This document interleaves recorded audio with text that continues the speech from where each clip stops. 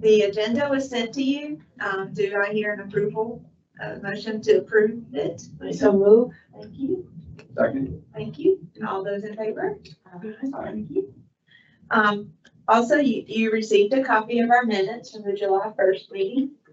And everyone's had an opportunity to read them. Do I hear a motion for their approval? Motion to approve. Thank you. Second. Okay, thank you. And they have so been approved. And today I felt very lucky to have Connie with us.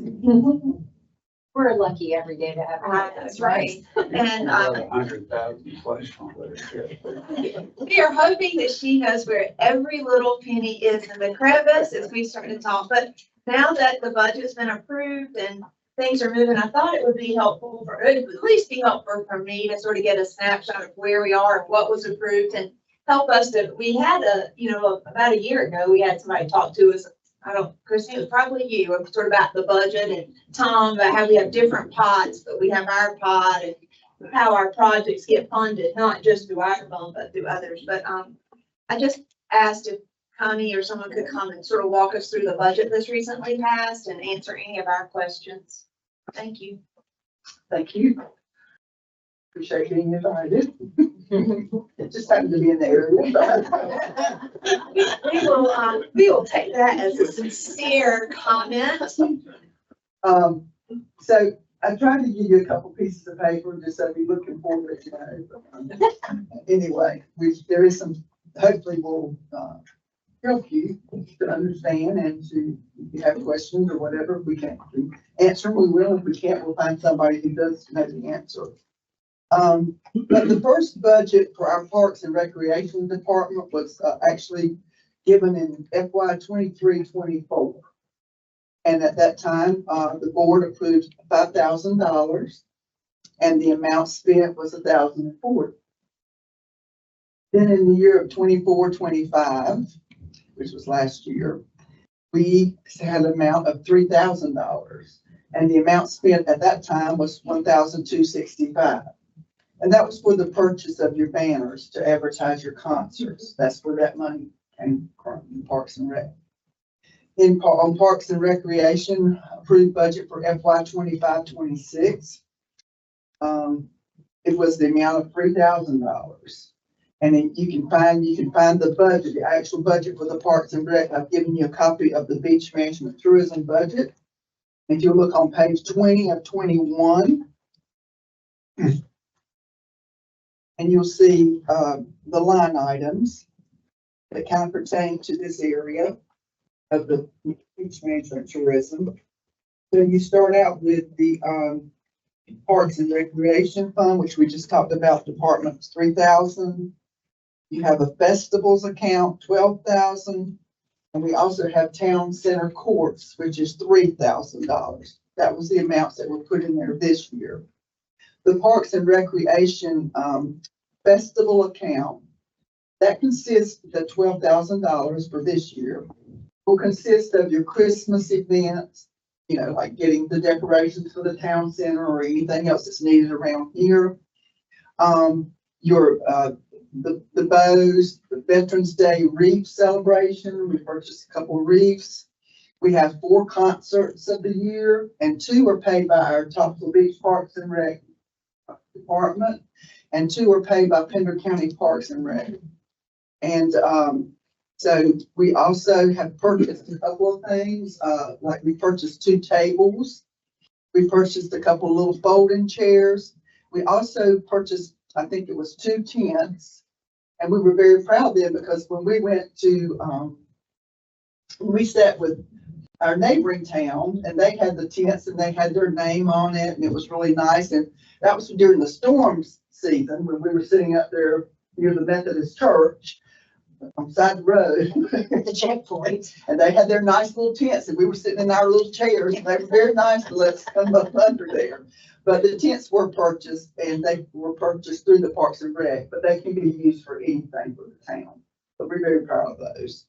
The town courts, that was if we needed something done, like I guess the pickleball, the basketball court, fence, whatever needed in that area. That was $3,000. Okay, you've also got copies attached. The Pender County Accommodations Tax Resolution was adopted in 12/17 of 2001. At that time, the town was to collect for Pender County, by their request, 3% occupancy tax for the municipality. And this was to be used for the beach nourishment, which is stated in section 6.2 of Senate Bill 92 of 2001 session of the North Carolina General Assembly. And so we were given the Pender County accommodations tax of 3%. And that was strictly, as it's noted, for the beach inlet and, well, it wasn't beach inlet sound in, but beach nourishment. Now we have the beach inlet sound fund. So the 100% of your Pender County accommodations, which is a 6% accommodations tax. You have 3% for Topsail Beach and 3% for Pender County. The 100% of the Pender go into the beach inlet and sound. And then your Topsail Beach accommodations tax is split up between your beach inlet and sound, the 50% there, and then your general fund gets the other 50%. So that makes up your accommodations tax. Now, if you look at the next little piece of paper, that is when the town of Topsail Beach actually adopted their little resolution. That was back it was effective the first day of June 1984, but it actually was adopted by the board, which Mayor Opegard was the mayor at the time, and that was February the 20th of 1984.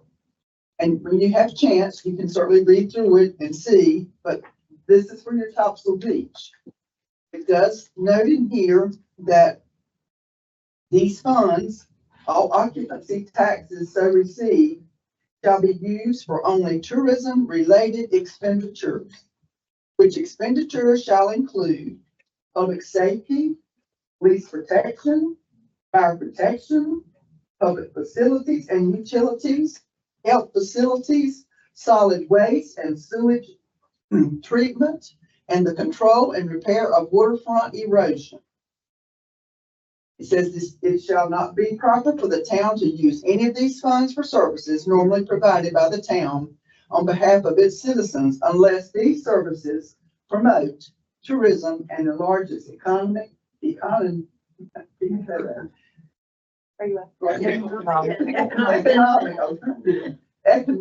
benefits by enhancing the ability of the town to attract and provide for our tourists. So that's your Topsail Beach accommodation tax resolution, and that's when that was put into effect in 1984. The Pender County was the 2001. So like the 6%,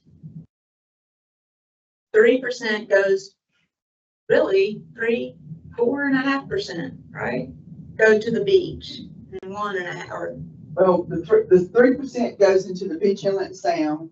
1.5 stays in the beach inlet and sound for the Topsail, and the other 1.5 goes over here into the general fund, which So, makes yeah, up your 6%. Yeah, yeah. Okay. Yeah. You're right, Cindy. Do you have a rough idea of what that's the 3% brings in, or do you have any idea what She read your mind. So for 22-23, the BIS, the Topsail Beach part of the BIS was 341,773. Pender County was 927,748.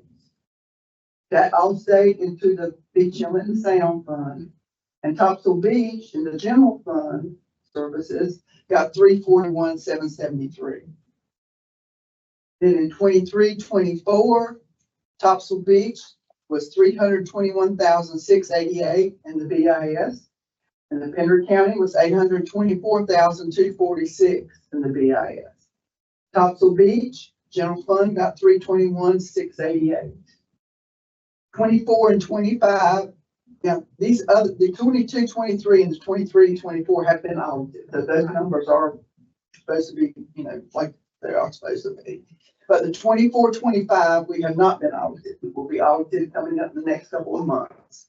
But 329,339 is what we have on the books right now for Topsail Beach. And the beach inlet and sound was 658,378. And the same thing for the Topsail Beach was 329,339. So those are the numbers. Now, you need to remember that accommodations tax, the month of June was actually the month of May accommodations tax. So when we're audited, the auditor will then put back in the figures for our June accommodations tax. And so even though you probably will see them on the financial statement when you're looking on the website or whatever, that's actually your June accommodations tax.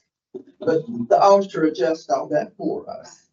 So just like in the BIS fund, which I know we're not in the BIS fund, but it looked like that we had not met our budgeted figure for our accommodations tax, but we really went a little bit over that. So, and that's good. Now we seem like we did go down a little bit on accommodations tax this year than we did last year. Of course, when the COVID and all of that stuff happened, we had lots of visitors and people that came, but it seemed like last year things kind of leveled a little bit. And so we're eager to see where we're at the end of this year when we get our audit figures in there. I think the question was mentioned about the Pender County Tourism. Could we possibly ask for some additional funds for them? But they dissolved that department July 2025. So we will not be able to ask them, partner with them or whatever for that particular additional funds. But even though they dissolved it, they'll still help fund our concerts. Yeah, they'll get it, because, well, the county, right? Yeah. I mean, they still have a parks and recreation, Right, they just it's don't have not a tourism department. It was different, okay. Matter of fact, their Parks and Recreation have expanded with staff, so that's good. Yeah. So, and how it works, I hate to keep bringing the BIS fund back up, but that seems to be part of our town, a big part of our town, so I guess It's a big part of Parks and Recreation, really. Yeah. But as we all know, and because some of you were very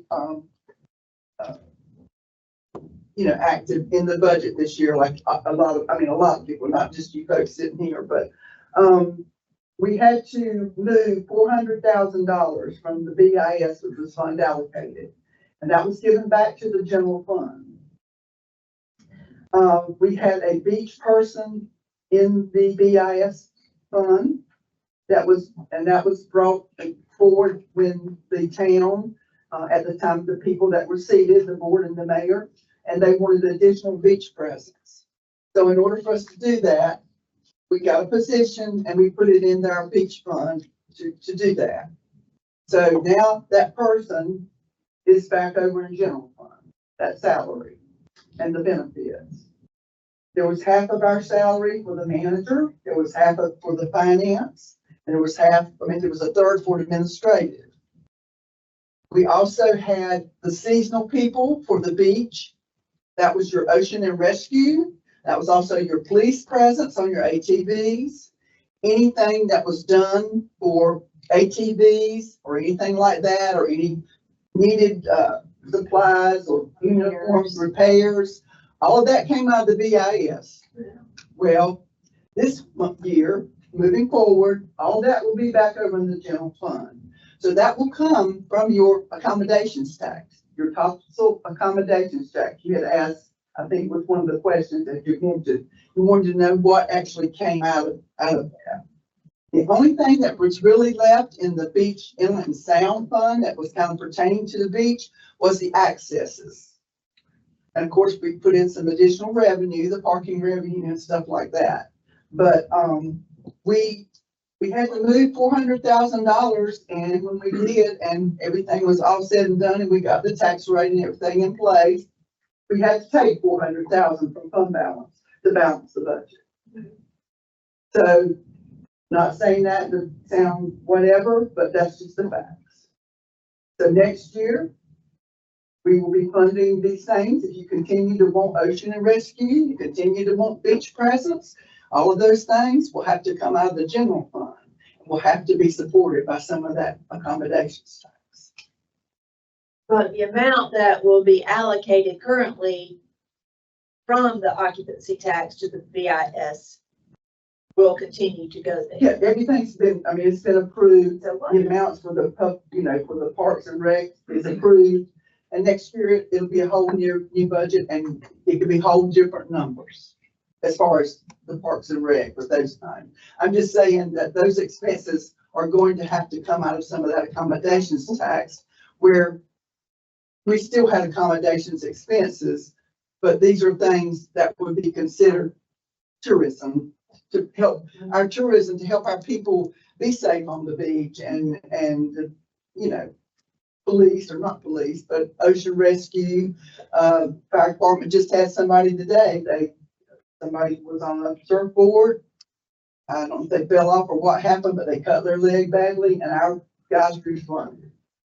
I did not realize that those, funding of those positions and things such as that came out of the BIS. I guess I just thought that was mostly about preserving our beaches. It I was. think, you know, you're on that committee, are you not, Bob? Everybody else themselves to the BIS. I started to say, could you all, I mean, maybe you all know, because this just told me that there was a lot more going on in BIS than I thought was going on in BIS. Can you all just give us maybe a short, I know, you serve on that committee, so I don't know who's the appropriate person to ask the question, but what does the BIS, what is its responsibility? And had it become entangled with a lot of other things, and that's why you sort of took those things out? Or? I think that depends on who you ask, what the thought is. There was a lot of things that the board wanted to have that that were directly related to tourism, to the beach, and those types of things. And so we took some of that money from BIS or funded it from the BIS fund. And that's called fund allocating. You kind of do that, it's a related expense to that. So that's what we did for many, many, many years. And that was, that was fine at the time, but it came to a point where the board decided that they didn't want to do that anymore. They wanted to pretty much strip everything from the BIS fund, except for strictly like basically beach nourishment. And that was pretty much it. So that's what we did this year. I understand too, the BIS fund, and it is part of the general fund. Yeah. So it's not a separate fund, like maybe the water fund. The water fund is a completely separate fund, okay? It's not Yes. restricted. It's not That's right. restricted fund. So just remember that even though it really is truly kind of a line item, but it's part of the general fund. So, that's kind of how that was. It's just really a matter of what did the board want to see when? Back then, when we started to fund allocate from that, everything was fine, and that's what they wanted to do. It was a way to continue to increase services and improve services without increasing taxes. Yes. That was a big part of it. Nobody wanted to increase taxes at the time. It was not felt that they wanted to. The board and the management wanted to make sure that the townspeople and residents and tourists were covered in their services, that they were safe, and that they did have ocean and rescue and so forth and so on. Also, a big part of this was the BIS fund had a wonderful, healthy fund balance. And guess what? If you hadn't heard that story, I can tell you that. But that sincerely, that had a lot to do with it. And we lost $4 million from the IESIS reimbursement from FEMA. If we had not, we would have had a $10 million fund balance in BIS. So all of this came, to light, and it's very concerning from everyone, the board and the BIS committee. We've got to do something, folks. We've got to get back on track to try to make sure we have money when it becomes time for our beach project, which is about every 5 years, unless we have But that's kind of how it happened, or kind of some facts behind that. So we have a number that we'd like to keep, but it never gets That's there. exactly right. Yes, sir. And we were on track for that. Yeah. and Well, we were on track for that, but that $4 million that we didn't get certainly made a huge impact. So we had to sort of, reroute and look and see how we're gonna fix this. How are we gonna fix this $4 million deficit for when we're ready for our next beach project? Don't have any questions? This is discussions that mostly occurred at the commissioners' meetings for the last, well, most of this year. Yes, Uh, it was a huge part of our budget. Yes, workshops. And I would Made say impact. I actually like the BIS fund being cordoned off for the beach, for beach renourishment, because people put a high priority on that, even above rescue and all these other things.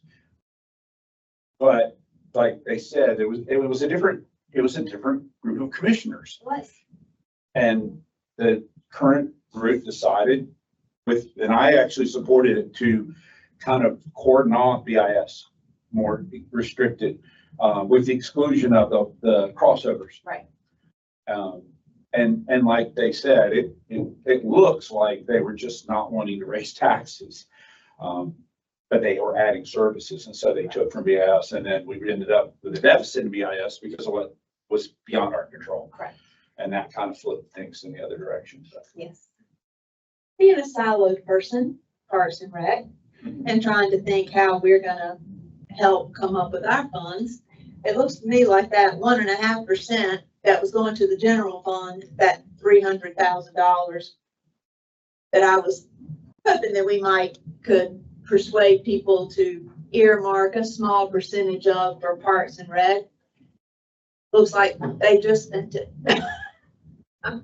by moving all of these expenses over to the general fund. I think if we have a plan and we have, a focus, we can go to the commissioners and ask for X amount. But if I were a commissioner and I just look down and say, oh, you guys only spent $1,000, why should we give you more than 3? In fact, it went from 5 to 3, possibly because we didn't spend more than $1,000 a year. And I would never advocate that we spend on something that's not necessary just to spend our allotment, but Absolutely. I do think that much of what we've been discussing are, I don't know if the word capital is correct, but I would consider capital expenditures. They're expenditures to last for a certain period of time, And it's a such as one-time Yeah. right, such as playground equipment or the resurfacing or changing of courts or the signage coming into town. I mean, these are sort of non-recurring costs, but all of these costs are gonna cost a lot more than $3,000. So, and part of it is trying to decide the funding piece of it. And also too, the Parks and Recreation Board as a whole is still fairly new, and it wasn't very active. So you guys are just now, kind of getting the legs underneath it to become active and start, being more involved. So that's probably going to be too. You have more ideas, just like the banners that we purchased that we put in the south, middle, and downtown. I mean, those are things that we didn't do before. And we like this, and this is what we want. That's exactly what that $3,000 is for those types of expenditures. Once you start looking at playground equipment, that's certainly a capital need. That's not going to come out of your line item of Parks and Recreation. Any other comments or? I think what Alex said is true. If you don't ask for it, and you don't spend it, you're not gonna get it next year. I think we should continue on along what we've been working on, where it's gonna be a 6-digit number. Yes. And I would rather go to the board with a 6-digit number than say you can have $3,000, because they're not gonna pay attention. But if we have a good agreement on, let's say 100,000, where it's gonna be spent, I think we'll get it approved. It's not a lot of money, especially if it's gonna bring in more revenue. And by the way, I looked at those signs. I think those signs are a great idea. I saw. And the banner hanging from that tower to the line, I think that would look so cool. Yeah. That's where you can say that and music in the park or whatever you want. The line, did you say the We were banners? talking about last. I've had building. Oh, Right on the the town building, line. oh, the building, yes, okay. I'm glad you think so too. In Well, fact, everybody else thinks so. no, it caught the eye of the chairman of Autumn Topsail, and he was like, oh, ooh, maybe I can have banners made and put on those things. But we haven't had a banner made to put up there yet. No. Now, should we, I mean, we did talk about that at our last meeting. I mean, is that something we should ask permission to do or to explore? Because Tom would need to be involved in that about how to, remember what we're talking about, Tom? On the side of the Bumblebee Tower? And we did talk about it, and there has been some conversation, and I think it would be, at this point, I don't think there'd be an issue with doing it. I would say that I'm not quite sure if that would continue once the new building is up. I don't know if that would detract from it. But right now, there's a vacant lot with the tower. There didn't, from the feedback I've gotten so far, there isn't an issue with that. Now, But is there anything? I was about to say, but what are we looking to advertise at this point right now? So we just have to think about that. That's true. But when we get ready for it, it'd be nice to know. I don't know if there's enough that we've had the conversation, and do we need to put it into the realm of the commissioners a little more, not ask for action, but do we need to say this is something we would like for them to ponder, or is it enough that we're having this discussion and you're hearing this discussion and Tom's hearing this discussion and you can About bring it up? using the tower Yes. for advertising, I think that's something that's directly related to, I'm gonna let the commissioners know, and if they have feedback, they let me know. So far, Okay. the commissioners I have spoken to have not had an issue with Is it. there any way we can get some kind of compensation from like Autumn to Topsail? It's a lot of money spent there. Like it kind of Well, like. a tax. typically we give to Autumn Topsail, so I'm not sure how that would work. I have heard discussions of whether or not we charge the craft market for using our space and our name, but We do, Topsail is a nonprofit, the craft market is. we do charge the private market. So that might be more appropriate. But I was thinking about these, I'm sorry. And Autumn Topsail does do a permit for, we do, and they have to pay for that permit, a special event permit. But we don't charge them to use any of our property. We waive that fee. I like the idea of the banners. And my head is spinning around this little bit of money we have about other banners, other ways we could advertise. I think what town events are there? And one that comes up in December or November is the Christmas parade. So having banners for the Christmas parade might be kind of nice. I'm not sure what other events during the year, other than we could have one for Veterans Day, to let people know this is what's happening as opposed to just email. But the Christmas parade might be one where we might want to look at banners to put up the week before, a couple weeks before, a month before. Yes, we actually had an internal conversation, staff did, about, the banners, the 3 that we have up in town, and how we can utilize those kind of throughout the year, not just for the concerts or whatever. So, there's a thought process of talking with Autumn Topsail, see if they want to use them to advertise for Autumn Topsail. Then, of course, the Christmas parades would be second, after that. And then, maybe we just do a winter, banner. So that's something that this board can kind of dictate.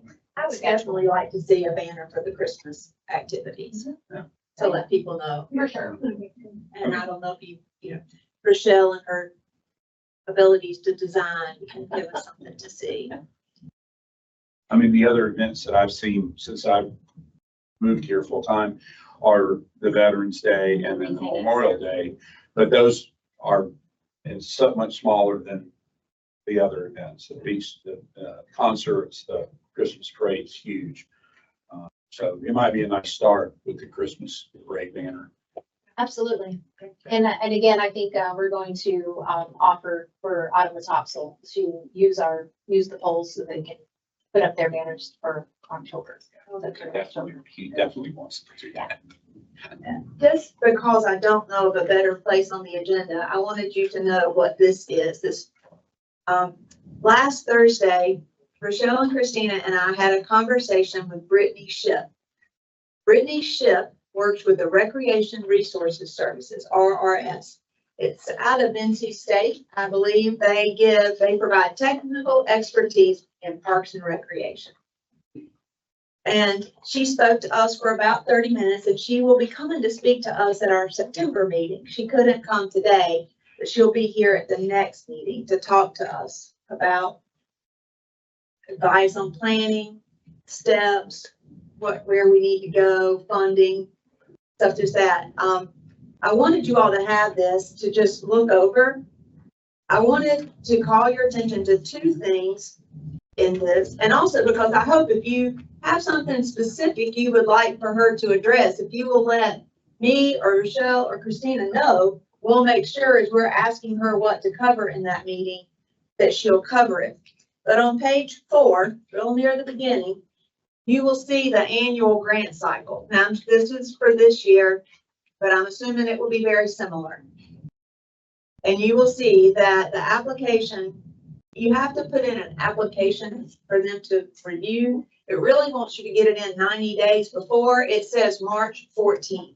But if you put it in 90 days before that, you're really looking at January. I'm not sure we'll have enough to even meet the requirements to get in next year's grant process. That would be my hope.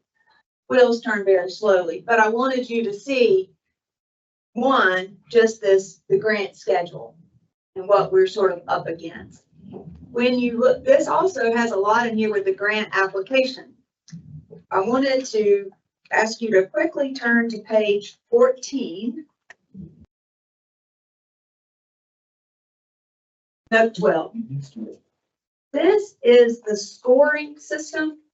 So the part, she said probably the most likely grant for us to apply for, and there are others, and she'll explain more, but is the part of grant, the Parks and Recreation Trust Fund grant. It's a dollar for dollar matching grant. It's a 9-member board.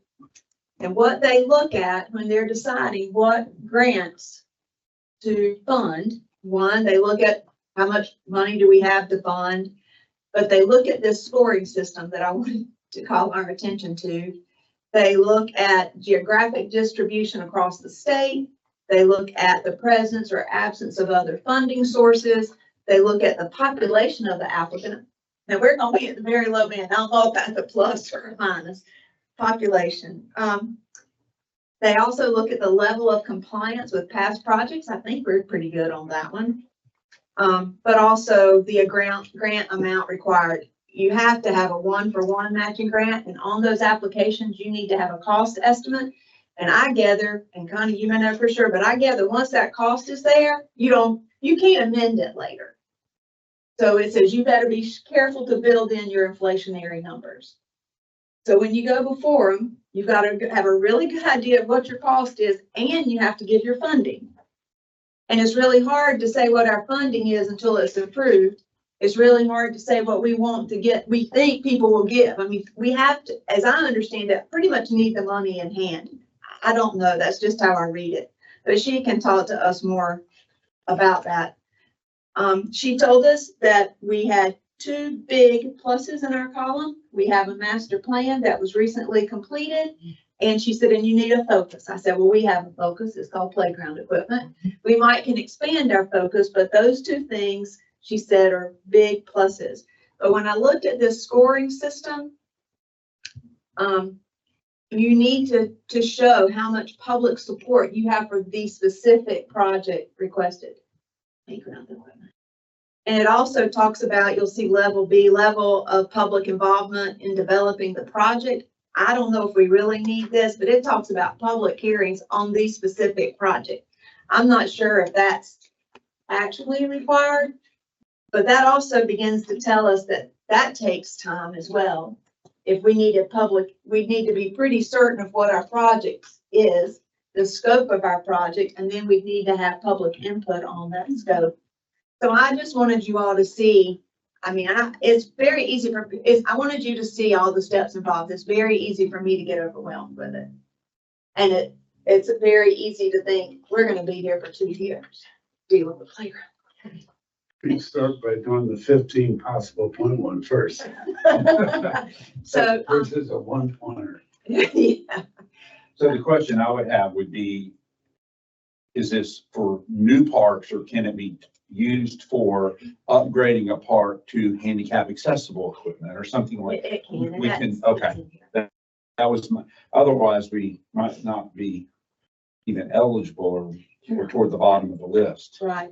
She also said she works out of the Swansboro area, and she was just giving an example that in Swansboro, there was a nonprofit created. I told her that we had sort of decided we were not interested in doing that. It was just another level of organization we didn't feel like this small area had the capacity to undertake. And y'all, Rochelle, y'all please correct me if my memory's wrong. But they did form a nonprofit. I don't know if it was a short term or if it's still in existence. I couldn't find it online, but they did things such as pennies for parks, brick pavers, many of the things we're talking about, a memorial wall. They did fundraisers like a mayor's ball. We would not want to compete with Alderman, I mean, we don't want to compete with what's already going on, but this group did things such as that, local business sponsors. Their goal, as I recall, was 100,000, and I think it took them 5 or 6 years. So I want us to be proactive. I think we need this playground equipment. I think we need some other capital things. I want us to be realistic and optimistic about what it's going to take to get there. One other question I would have for her would be, instead of our regular population, an average estimate, because if you take what we have here in the summer and spread, our average population is not 500. It's our year-round population, or it's our registered voters, but it would be double or triple that even if you just took how many people come in the summer and averaged it out over 12 months. So it could increase our chances, if we were able to do that. Yeah, and normally that stuff we have to explain in the narrative, as for our, need. Yeah. I was very encouraged. She was very encouraging, I thought. She was more than happy to come address this at our next meeting, and said she would also perhaps try to make a site visit, so to speak. And I surely hope she does to see, because we've got our sites prepared. There's a lot of expenses we wouldn't have, or they would be more minimal. So I wanted you to have this, in anticipation of her coming at the next meeting. That'd be great. And we have received part of grants. We have part of grant from the British Marina, and I believe we got room for the town center too when we bought that property. Yeah. So we do have a couple under our belt. I mean, maybe that would help us also that we, And when it comes to level of compliance, we definitely have all our parking spaces. Yes. Yeah. Nursing. Is he out of the picture? Is he out of the picture now? What? Dr. Herstein? Yeah, Yes, he did. He completed our project that we hired him to do. but he's not gonna be involved with this. No, not unless we were to contract with him again, but the scope of work that we contracted with him.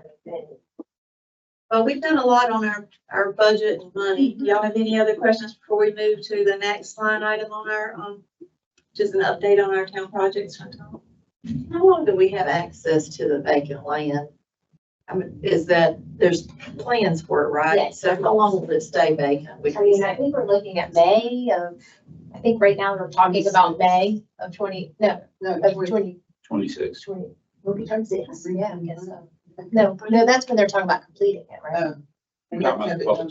We have to have it earmarked. They're talking about completing it. So yeah, I mean, we're in design phase right now. I mean, it really depends. It seems like just when we get rolling on that. So like the autumn with Topsail is in October, so is there a groundbreaking on it sometime after that or something? What do you? We haven't planned that yet, no. And there's nothing gonna happen in October, no.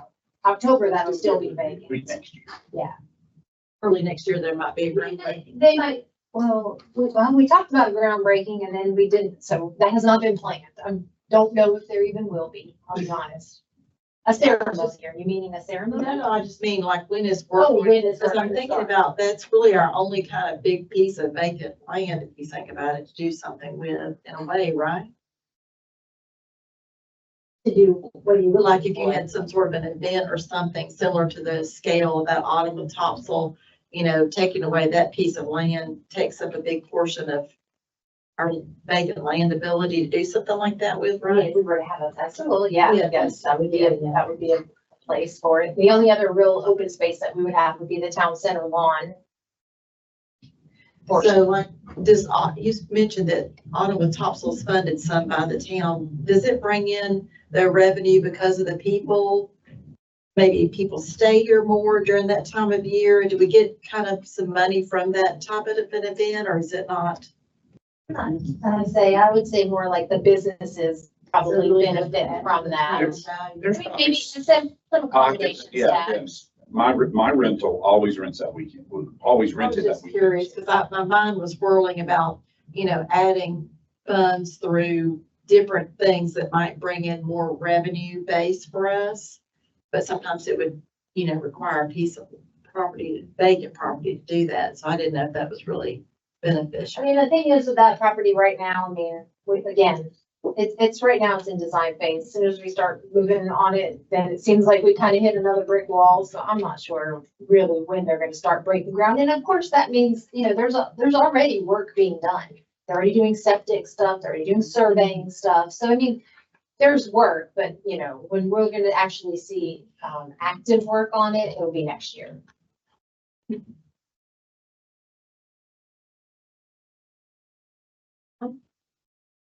I'll move to an update on town projects. Sure. Rinsing stations for the month of July, 12,200 gallons. That's up 1,800 gallons from June. I think we've kind of peaked with our usage, just looking at the numbers at the tail end of July and this first week of August. So that's kind of going to be what to expect out of those. Staff has started installing street name signs. I updated the board with this. We had about 94 of the signs that weren't in compliance that were non-reflective. So at the end of the last fiscal year, we purchased those 94 signs and we're starting to replace them. So hopefully by the end of this phase, the street names will be done, and we still have some other no parking and some odds and ends we'll have to replace as we see them. We're going to replace them. The banner was installed at 1A. Sounds like everyone already knows that. I wasn't sure of the timing if I mentioned that at the last meeting or not, but that turned out to be a really good location. Thanks for the suggestion. It was actually quite easy to install. I met with Jeff Garrett, who's the Pender County DOT maintenance engineer, and 4 of his field staff about some flooding issues that everyone's well aware of. So we basically went out and located all of the DOT's infiltration basins, and they are getting those added to a regular twice a year maintenance schedule. This is something that the town usually paid for. Found out DOT and their right of way should have been maintaining this. So this will allow us to allocate some of my funds I had budgeted for stormwater elsewhere that we can look into some, maybe cameraing some of the pipes and stuff like that. Okay, I'll let you get a question. We also prioritized 2 of the infiltration basins, one on Clark Avenue, one on Crocker, that they are hoping to do a full replacement of those within the year. And that is more of an updated system, much like Surf City just went through with their project. So obviously that area is the most troublesome with, water laying in the road for days after a storm. The last thing I wanted to touch on was we are planning on replacing the benches and bike racks after this year at all of the accesses. I think it's about time. They're at the end of their lifespan. My question was, maybe for this board, Christina, the benches that have plaques on them currently, what do we want to do about that? I know there's been talk, you guys have mentioned about adopted access and different programs, but what do we want to do with the plaques that are already on the benches currently if we're going to replace those? Was any commitment made to how long those plaques would be allowed to stay? No, Like a 10-year or when, and there was no money that changed hands, whether, some of them, yes. yeah. So, it's, the thing is with this program, it started, maybe Connie knows, way before me. And it was kind of, just, I think in the beginning, it was just, yeah, you know, let's do this. We put a plaque up there and that was kind of it. Since then, because we, really didn't have any, control over it, we didn't know who had, it was dedicated to, who was the contact person for it. So we tried to start gathering that, and then we created like an agreement, if you will, that says they're gonna maintain it, you know, and all that. There was no time period on it, and they had to pay money in order to do it. So it's sort of an evolved program. When was the last time, if you can recall, the last time we received any funds for any kind? What I'm trying to see, is there anybody that's given money that's less than 10 years old? Yes. Yes, but probably not in 3 or 4, maybe 3, 4, 5 years, somewhere in that time period is probably the last time that we received funds for it in an application. I could look and confirm, but I'm thinking around 3 or 4 years. I mean, and obviously this is something I'm looking for an answer for today or anything, but this is kind of, we have inventory of of those benches and bike racks that have been sitting for going on 5 years now. So it's time that we don't want them sitting so long that they're unusable. And also the ones at the accesses are kind of near their, you know, end of their life. You know, with some of them, there's only so many repairs we can do before it's just time for a replacement. One of the things that I think that Swansburg group did were benches. I don't know whether it would be reasonable. I mean, you're gonna replace them anyway, but if someone wanted to purchase one, and I mean, we need a time, I mean, I don't know if that's a way we can start a little pool of money. I was thinking that before we just get rid of all the signs, that if there's, and this may be a burden for the staff, is to contact the people who put them in and say, we're getting ready to replace the bench. And that's what I was thinking, at a minimum. So will you help us financially put some kind of dollar amount with putting the sign back on? And they may say no, which we could have a plan that if somebody else wanted to memorialize a bench, they could, but with a fee and maybe a 10-year window or something, you know, maybe put a window with all of it. What do you think is the useful life of one of those bike racks or benches? 5 years, 7 years? 5 years would be kind of, I'd say the starting point, and maybe longer depending on location. They're fine. I mean, It depends on location and how much sunlight it gets. I mean, there's just so many variables. We have some that have been out for 10 to 12 years, and we have others that we've replaced 3 years ago and look in worse shape than the ones that have been out, you know, longer. So one of the things we talked about at the last meeting was perhaps $300, you know, some amount of money if someone wanted to put a plaque on one of the benches or now bike racks in honor or memory of someone. Look, what do you all think? Is that going to be a burden? I mean, to me, if somebody wanted to do that, and we would say it will be there as long as that bench or bike rack is there. We can pretty much, you know, absent an act of nature or God, it'll be there probably 5 years. It could be longer, but we will keep it as long as that. But we're not committing to have a bench there for perpetuity. But as long as that bench is there, this plaque will be on it. It will be there a minimum of 5 years. I mean, you know what I mean? We can just, or maybe we don't even put a year. I mean, is that something? And then also, if the bench is replaced, we give you first dibs on responsoring or putting a new plaque on the new bench, or something like that. I don't know. Just throwing ideas out. The way it was handled, when it first started, the program started, it was like somebody passed or whatever, or memorial or in memory, that type of thing.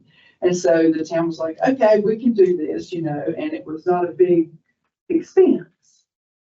But as materials got more costly, then the town said, okay, well, we will do this. And we were even like building the planter boxes and the benches or whatever. And so we were just charging the cost of what it cost the town to purchase these items. So we really, And now there's an actual fee, a Yeah, flat fee. yeah, so It's kind of evolved. I just don't want us to get, I don't want us to get stuck back right where we are again. No. And so I feel like we need to have a solid plan moving forward with that, with how we're gonna handle these. If we're gonna talk about doing memorial benches again, Okay, that's just, I don't want us to get stuck right where we are right now, again. well, let me ask this if I understand correctly. You're gonna replace those benches and bike racks that need to be replaced regardless. This is not an expense that would not be undertaken. It is already. We currently have the inventory already to do that. So my thoughts are we're not reimbursing the town. This would strictly, in my mind, be a fundraiser, so to speak, for Parks and Recreation. Ooh, I like that. Should we, I mean, I'm kind of inclined to punt to the staff and say, how would you guys like us to, what would make sense in terms of the ideas we've thrown out and with, So what are we gonna do with the plaques that's on the benches, that we're replacing the benches because they period, Well, whatever? Are we and I gonna just think- say, well, Mr. James, we're sorry, we can't Well, that's, honor you? And that's kind of where I was going with this is I didn't know the history of the program too, of what was promised or what we wanted to do going forward. Well, again, I don't think that's the problem, is that there was no clear parameters on a promise of anything. It was like, yes, you can sponsor this, access. We can give you this access for, as a memorial to your loved one. So there was no, maybe they think in their mind that this is mine forever. Now, up You at know. the town center, the benches, they were bought by the different families or And not persons. not with plaques on them. No. And the benches were donated and then the people actually allowed them to put the plaque. Like, let's buy such and such a family or whatever. Well, when we were doing the town center, this is sort of what you're talking about. Yeah. This board, when we were doing the town center, we knew we needed a water fountain. We knew we needed so many benches. We knew we Flagpole. needed a flagpole. We knew we needed whatever. And so we put a list together of the things we needed and how much each item cost. And then people were able to, residents and anybody was able to come in and say, I'll sponsor a bench. I'll sponsor the water fountain. We had somebody give us a large donation towards the playground equipment. I think $30,000 towards playground equipment. So that's how we had a list of items and people were willing to give to those, say, I'll pay for a bench. A bench was, I don't know, $50 or something, So that's how we did it last time for the town center. so I'm thinking at a minimum, if we want to pursue this, we need to develop, for lack of a better word, a policy. I mean, we need something in writing that people understand what they're doing. And we'll need a letter or information that we send to the current holders. If we had it. And to the extent we if we have. can find them. Yes, that was another thing. We So had we all of need this to- we need access to to somebody to call, to contact for them, so. It's definitely, I'm certainly saying it needs to be revamped. I'm just saying we need to make sure we have clear, laid out direction and plan before we start I calling agree. people and I agree. contacting them. Is someone on the staff able to get a list of who has what We now? have that now, Great. currently. So if you can, if you don't Now, mind, some of those are blank because we don't have contact information. but still, we have a name or something. I mean, we know what's on the bench. right? Yes, yes. So if we could get that for the next meeting, just to have that list, and I'll try to work on it. If anybody's good at a letter, I mean, I think most reasonable people would know that this was not in perpetuity. A gift such as this, but we would need to decide how you politely and good naturedly, and what you do if someone is upset. We just need to have a game We'll give plan. them, we can give them an opportunity to put the plaque Oh, back on the that's new definitely- bench That's and definitely. for a price or something. Absolutely. I'm not sure having a plaque on a bike rack is practical just based on the design. The benches for sure. That's just the planters. Yeah, well, your planters, yeah, are good too. So I guess, are we gonna keep the planters then? I don't know that that's a good idea to keep them, right? Because they're not You maintained. know, my way, do you have read a letter on our internet, or whatever you call our thing, Yeah, yeah. saying we're replacing this and this and this, if anybody would like to donate or whatever. Well, that was another discussion we had, was the planners. We currently do not have inventory of planners. The thought was because we had talked about doing something in the planners and kind of sprucing them up, and, they've been neglected, as you all know. But going forward, what would we want to replace those with? Do we want to go back to wooden planters? Do we want to look at more of a concrete, something, Well, I feel like unless the town's gonna maintain them, where you have someone like your group, which is not what I see down our way, of consistently maintaining them. They're an eyesore unless they're consistently maintained. Tom, when do we have to let you know? Could this be, I'm in no rush. It was just, before next season, it really was when I was going to replace them all. That's why I just kind of wanted to get out in front of all this because I know this is going to take some planning and some time to figure all the logistics out.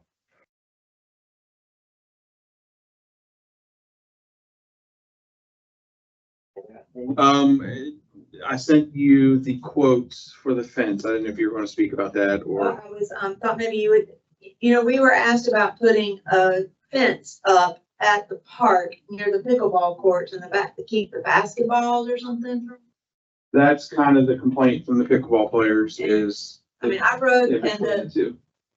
so when you did have a couple of quotes. This would be a wooden fence and it would be 6 foot? 6 foot high. When I rode by today, there's already a little wooden fence, but 3 it's foot maybe. I didn't Right. measure. It's about waist high, so. so I don't know if you all like that idea. Let you talk about the quotes and then I don't want to. I mean, they're really pretty straightforward. One was $750, one was almost $3,000. For about the same fence. The difference was difference in warranty and some other things. To me, the $750 quote would be sufficient for what we wanted to, if this is the route that you guys wanted to go. I know that group that was looking at donating had $500 to Yeah. that's what allocate, I so. wanted to say. This is based on that, Denise that came before you guys about 2 or 3 months ago, saying that she and a group of people, would like to donate, money towards some kind of improvement to the pickleball, courts. This is something they said they could come up with, what their thought was be about $500. We wanted to do something that we felt was relevant to the, increasing pickleball courts, not just throwing something up there because somebody wanted to donate something. So we wanted to do something that was maybe what we saw was a need that we would want to do. One of the ideas was this fence, because the pickleball court, or the pickleball balls and the basketballs, will kind of get away from each other at each court, come across. So their thinking is if there's a fence there that's higher, maybe that would block that from happening. If that's something that this board thinks is a good idea, is something that they want to see, we can certainly move forward with that, knowing that whatever their donations don't cover would have to come out of the Parks and Recreation line item, the $3,000. So I went and looked at the part today, so tell me if I was looking correctly. When I look at the basketball court, there's a section that's a fence, a wood fence, it's about, It's about waist high. Waist high. and then there's road. So that doesn't go the whole length of the basketball court, it's just a certain, and then it's, the rest of the way is just a road. Yeah. So would that fence just be the section that's a fence now? That's what we were thinking. And I just want y'all to visually look. I mean, now that road and that fence is all about the same You height. have to decide if you want a 6 foot fence. That's- Sitting there, that's. Aesthetically, if you, I'd like to go by and take a look. I so think just keep that, that's not an actionable Yeah. item, but I would love for y'all to spend time, look at the park. Do you think a 6 foot tall wood fence solves the problem? And is aesthetically what you like, especially for people who play pickleball? that's what I was just about to say. Also, if you play pickleball, that's something that we'd like to know. Would this be something that is, Right. that happens, that would help? If not, go down there when every morning, there's plenty of pickleball players down there. Go down there and get some feedback on what they think. Or even if you have any other ideas of how to allocate this money that, you know, they're looking to donate or whatever, I mean, that's fine. That was just a suggestion we've heard a couple times, so we thought we'd reach out and, you know, see what it was. Also want to keep in mind that we are still planning on resurfacing and repainting those courts, in-house, this off season, just like we did the basketball court. If your purpose is to prevent a ball from going one direction or the other, and I don't know how much this would cost or anything, but what about some sort of mesh, like net type thing? That wouldn't be a fence and it could actually be taken down if it needed to be, or perhaps you could even put a banner on it at times temporarily and take that back down, but the mesh would keep a ball from going one way or the other, and then you don't have this, which might look bad, I don't know, I think you'd be replacing that too often. too often. The maintenance on it would be high. Does the quote have a drawing of what the fence would look like? We haven't seen the quote, right? No. It's just a wooden picket fence. Yeah. Yeah, It's- It would look like what there that fits stuff. Yeah. Okay. A little bit of. Okay. but Got there'll it. be a little spacing between. It won't be, you'll be able to see through it. Oh, there'll be gaps. Yes. Yeah, because it doesn't have to be impermeable. It just has to be tight enough to a ball doesn't go through. Exactly. Pickleball. Yes. Gotcha. I don't know. what- So yeah, go down, take a look, see what you think, bring back your feedback. Again, talk to pickleball players. This is something that truly is a need. We're not looking to do something just to do something, you know, we want to do something that if there is a true need down there, that this is where maybe, it's something that the town needed to do anyway. And then we also couple that with their donation funds, so. Now, are they gonna start on the sidewalks again this fall, the multi-use path again this fall? There's currently no, money budgeted for sidewalks in this budget. So the group from Iowa or wherever is not coming back. I'm gonna have them come back, and take a look at this, at the section they did. Looking at it closer, the section that's really problematic was done the year before by Onslow Grading and Paving, so I don't know, it's been 2+ years ago when that was done. So I'm not sure how much of a leg I have to stand on with them. But we've since moved on from using them for kind of that reason. But when they do come back in town, I have a little bit of money for patchwork, but when they come back in, I'm gonna have them look at the sidewalks they've done and see if there's something they can do. But there's no plans and no budget to continue the project. Not in this fiscal year, no. Questions for Tom? Any feedback on the increased cleaning of the toilets at the south end? Like you said, you upped it 3 times a week. It's still hit or miss. I mean, it's just, you know, depending on the weekend. I will also mention we're getting ready to switch companies that we use. Just to try to just go a different direction. It's a monetary savings as well. And we're actually going to get the south end will still be 3 times a week. The marina will actually be up to 3 times a week. And we're still saving about $2,500 a year on that. But I still think, we're gonna end up with the same hit or miss, so I think that's just the nature of the beast down there, that it's a heavily used access, so.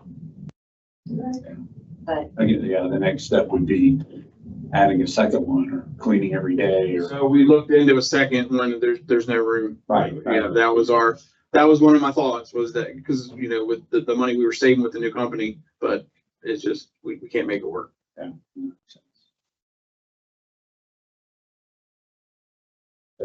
Space.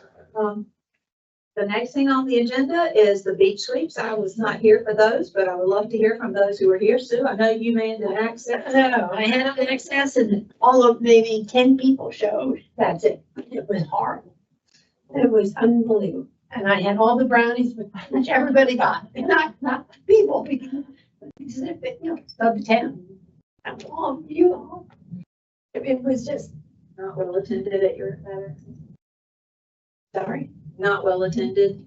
It's zero attendance, really. I mean, that's 10 people and that's it. Yeah, I was at Catherine for 1A, and, I had two groups of people. One was an adult with 2 kids who had done it before. And the other was a member of one of our boards and commissions and his wife. And between the two, they collected very little trash. I actually rode my bike by Cruise and actually down to see this as well. The report I got from Cruise was that no one from Parks and Rec was there and they didn't have supplies, but one of the commissioners happened to go there and have bags and buckets. And I'm pretty sure he said there were about 6 people that showed up. And it looked like, based on a picture I saw on Facebook, that a good amount of trash was picked up. But one thing that I figured out, and this is ignorance on my part, the people found the trash in the soft part of the sand, not on the shore, but between the shore and the dune. I walk the beach all the time and we always pick up trash, but we don't walk in the soft stuff. We walk on the shore. And so the shore is relatively clean, I think, by the residents. My wife, there are others that pick up trash literally every day in our part of the beach. The other thing I noted was it was really hot. It was 9 o'clock in July at the beginning. So in terms of recommendations, one was if we sweep north of downtown, it would probably make more sense to sweep around Queens Grant. There's parking. There's a higher concentration of people because of the condos and the townhouses across the street. In Catherine, it's basically residents and or renters, but the density is very low, really north of Queens Grant, which is where I live and walk. So if we do have a site, I would recommend it get moved to Queens Grant. The second, especially in July, is to start earlier. It was probably in the 90s, but the sand was hot, the air was hot, and it happened to be a hot day too, but it may not be as big of an impact in September. The sun comes up later, it's cooler, but certainly a summer beach sweep, I think, should be earlier. And then the third thing is to direct people to walk in the soft sand. I didn't even think about doing that, but there's stuff gets blown there, even construction materials get blown from construction sites because there are rebuilds oceanfront. But to walk in the soft sand versus just on the shoreline. So that would be my report from the two. Yeah, because I asked them to walk up top first and then go back. Right. I guess the question that's come to us is we have Labor Day coming up.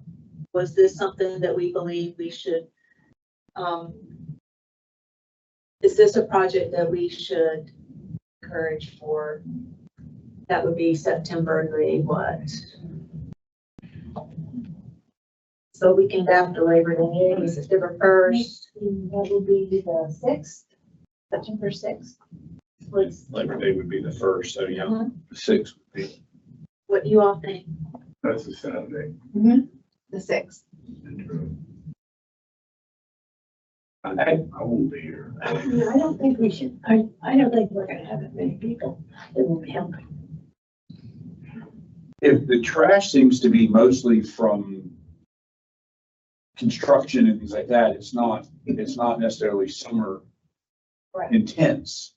But also participation was pretty low, at least at the site I was at. I'll just tell you that the 2 or 3 times I've made it at Cruise, you have more people than I ever had show up. I never had anyone show up, and I know I've manned it twice, if not 3 times.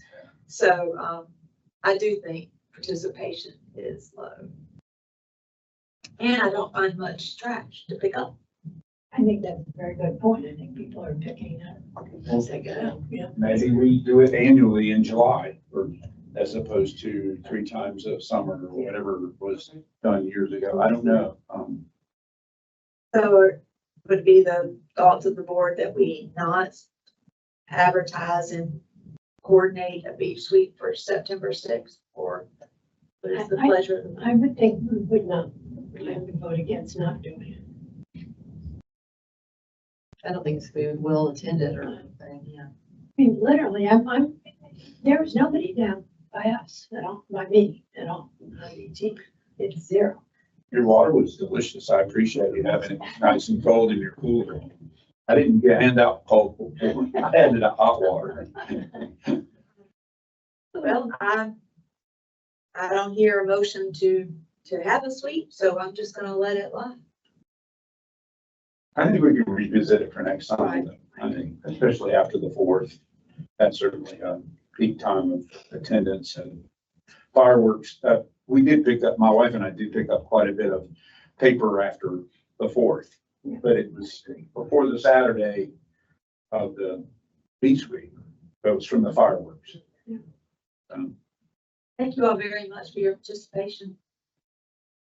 The last substantive thing on our agenda, and Rochelle, I thought we'd be to it a lot sooner, but at our last couple of meetings, we have talked about updating our website, and Rochelle has done a really good job of doing that for us. And I don't know if you want to quickly, she said she could show you very quickly, and as she's doing that, do you all know, like, as far as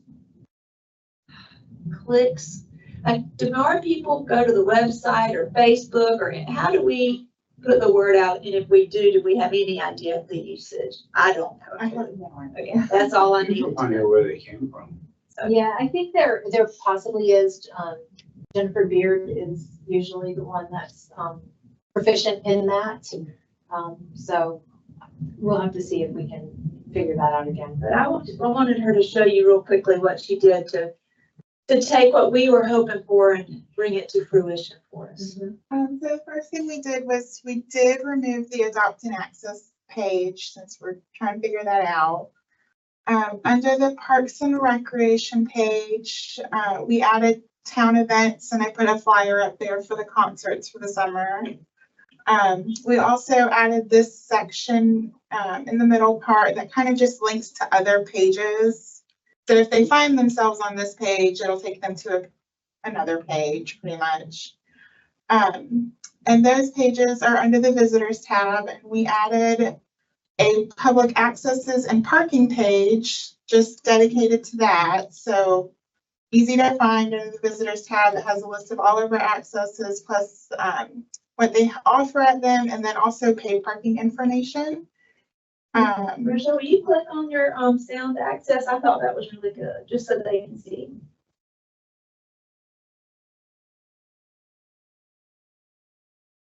But it lists all of the accesses if it has parking, restrooms, or a rinsing station at them. And then we also added a town center page.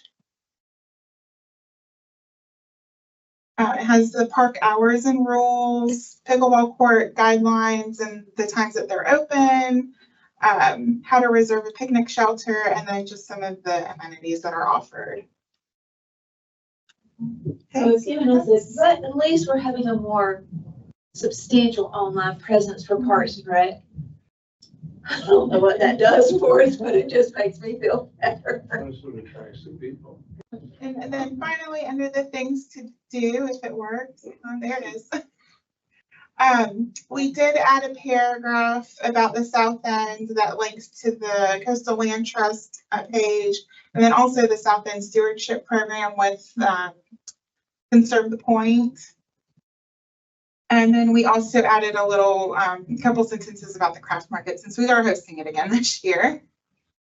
And I will say on the South End, Roy reported back, I think they did have some participation down there and picked up some debris. So they're not here to report on that because, it was a little bit outside the towns, but that group sort of coincided with our beach sweep. And I think they did have good participation. And, You know what I always said about the soft sand? I've seen beach places where they have it's like a metal fence and they drag it behind the truck or the Jeep. Have you ever seen it? And they can do an enormous amount of property in very short. And then when they stop, there's your pile or whatever, but it picks up everything. That's a neat idea. And it actually breaks the sand and makes it look nice too. The most stuff I find on the beach is parts of bushes and trees. Yeah. I know what you mean. I've seen that on beaches that are much more heavily used in ours. And yeah, there's trash everywhere and they can run through it very I quickly. mean, then we could just do a bee sweep down close to the water and let the tractors in the town do that. You know, they have one that pulls it and then one that comes and picks it up, it's like the garbage man. I don't know what kind of piece of equipment that is, Tom, but it's more than. I will say that that has been discussed in the past. I mean, we just, there wasn't really a need for it, I think, by the time that you, for the expense of it, for the time and labor, just wasn't a need. I think again, more heavily populated. Smaller beaches. Yeah. We have a very long beach run relative to our population. You know, I mean, I advocate doing this, but, you know, I did my bike trip across part of the state of New York along the river, and they had no trash cans. There were signs that were like, you bring it, you take it. Yeah. And now there was no trash. It was pretty incredible. I would like to suggest something, a couple of things about this. I made a list here. And most of them you guys took care of. One is, I understand that the restrooms are not available all the time.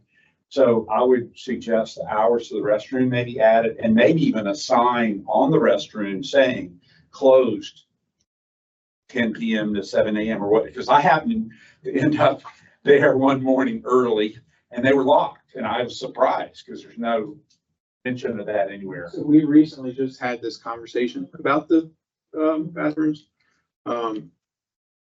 I think because the police department lock them at night and much like they close the gate at the south end. Right. And it's supposed to be closed at 10 p.m. But if they're on a stop or something like that, that they don't get there at right at 10 o'clock, same thing with the bathrooms. They may be closed a little bit before the time or a little bit after. So that's kind of why we didn't put hours on the bathrooms. I mean, even a sign that says closed overnight it would be helpful to know that they're not open 24 hours, some way, shape or form.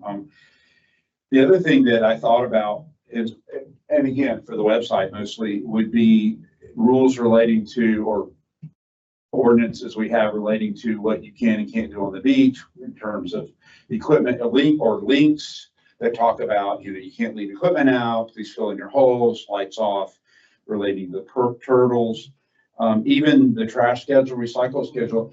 Renters have no clue, and they're visitors. I think second home people, primary home people, we know the rules, but it's somehow or another, if we could communicate that to the renters through the visitors page, because they're technically visitors. I could go into a lot of detail. The multi-use path, it's for walking, running, it's for bikes under 10 miles an hour per ordinance, I think. And then remind people to walk opposite traffic and bike with traffic. I can't believe how often that doesn't happen, but anyway, maybe these are my frustrations and nobody else. The recycling, and I see recycling cans out every Thursday, and they're not recycling on Thursdays.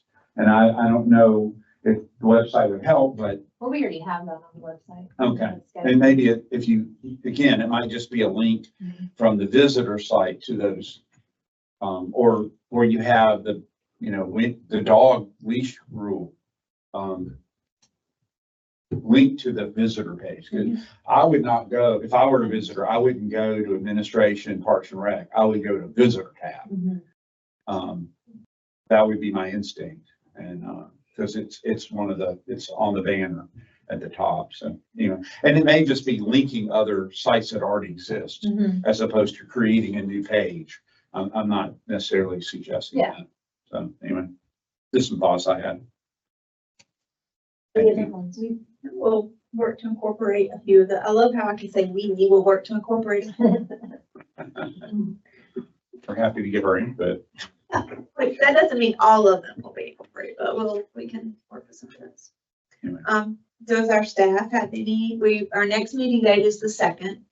We will have Brittany, the plan is Brittany will be here. That will probably take most of our meeting. We went longer today. I appreciate your patience. Does the staff have any comments? I do want to remind you that we'll have our last Topsail concert coming up on August 26th. It's going to be, the band is Bacon Grease. They've been here before. They're really great. So I hope everybody can come out and attend. Let's pray for good weather. And I also want to mention that we are going to have a food truck at this particular concert. It's going to be sort of a little bit of a trial, to see how it works. Please come out if you can, tell your friends, tell your neighbors, invite them all. And sometimes the last concert, it was a little warm in, in the beginning, but it really does cool down nicely once kind of the sun goes down. So everybody keep that in mind. I know sometimes like, oh, it's too hot to go out there, but it does cool down nicely. So I want to see every one of you there. Question, do we get a cut from the food truck?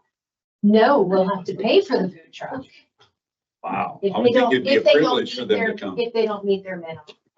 So they'll have a minimum that they have, and, if they don't meet that, then the town makes up the difference. Please let us know about that. I thought a food truck was a great thing to have there. We've talked about requesting something like that in the past, because that's a dinner time. So I hope they meet their minimum. I hope so too. It's, I think it's called D's Hot Dogs. So it's hot dogs, hamburgers, french fries, really easy kind of, Definitely be having a weekly email, because since it's new, it's one time, yes. the publicity of that will make it, I think would make a difference. Yes. And again, this goes back to just so food trucks have been talked about at the concerts for a couple of years now, and it was never the pleasure of the board to have that happen. So again, different boards, different visions, and this is where we are. Excited about that. Cool. Does anyone on the board have any comments they would like to make? I'd like to thank Connie for coming. Make us feel. I truly hope that you did get something out of that. It was, that was my goal. And if you have questions, that was a lot to take in. I know Connie put together a lot of information for you guys, but if you have questions, don't hesitate to contact Connie by email. You can come in, sit down, talk with her. So just, we'd rather answer the questions. And one of the things that I had mentioned to Connie, which we've sort of talked about today, is if we begin to have what I'm going to call mini fundraisers to try to help start having a pool of money for some of our projects, how do we account for that? Just help us figure out how to accomplish that. If the board should so allow us to do things like have brick paint, these little things, you would want the money to go for people. That's why people are giving it. So, they may be giving it for a lot of reasons, but we're saying the usage is X, and we would want to just let us know how best to accomplish that. If the board so chose, we would want to say. And just a thought, maybe later, not maybe now, but later on in the fall or whatever, maybe put up a donation page for playground equipment. How many grandmas and grandpas? That's where we need a policy. We need to be able, but that's where we're going, Connie. That's where I think all of us want. That's where our end. That's where we want to be at the end. We just can't figure out how all the steps to get us there. Because when we were trying to do the town center, there was so many people that, no, we don't want that here. No, you're not spending that money here. And so many people loved it. And it turned out to be a good thing. And so I'm sure the playground equipment, that's something that we need to make sure that it's safe for the kids, and that it has handicap accessibility and things of that nature. We want to be known as a good town, and a safe town. Thank you. And I was going to thank her for coming as well. Maggie, it's nice to see you. We always appreciate Tom's time. I feel like Rochelle and Christina don't have a lot of choice. We very much thank them. They give time to me during the month. I appreciate them. So We appreciate what you do. thank also. you. Without further ado, do I have a motion that we adjourn? So moved. And all in favor? Thank See you maybe at the concert? Yes. Y'all I hope to see everybody. All you want. I do see Bob there almost every time, I will say. Is he out there doing the